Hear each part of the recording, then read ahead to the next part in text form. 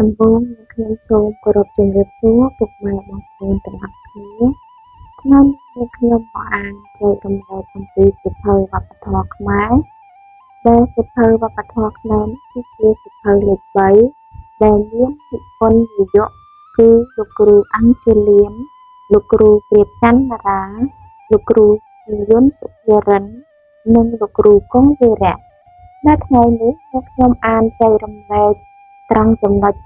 5.16 រៀបរាប់ព្រៃដោយលោកគ្រូព្រាបច័ន្ទតារាពីមុនមកបរិស្ថានដែលមនុស្សពាក់ព័ន្ធមានតែទីទេបើមិនមែនស្រុកគឺព្រៃស្រុកជាវិស័យដែលកើតឡើងដោយមនុស្សមានលំនៅឋានស្រែចម្ការនិងបឹងបួ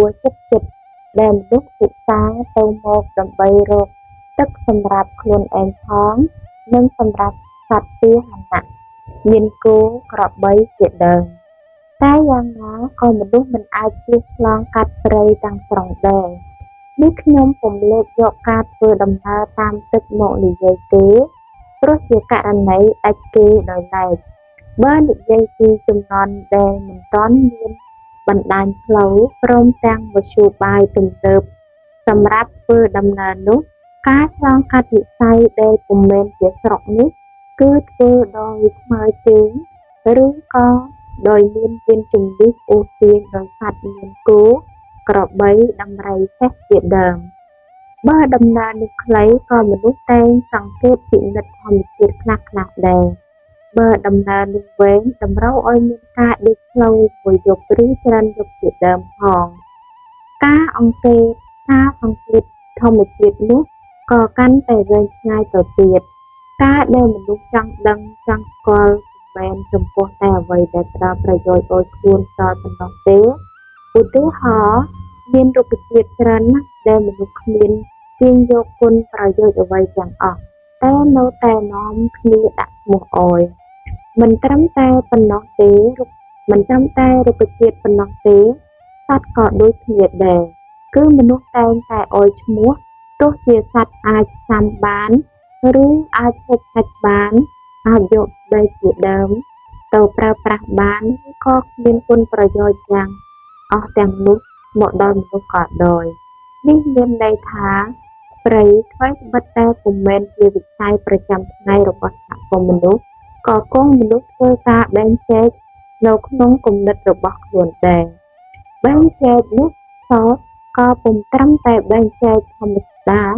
គឺជួនកាលធ្វើឡើងឲ្យមានលក្ខណៈជាសិល្បៈនិងអក្សរសាស្ត្រផង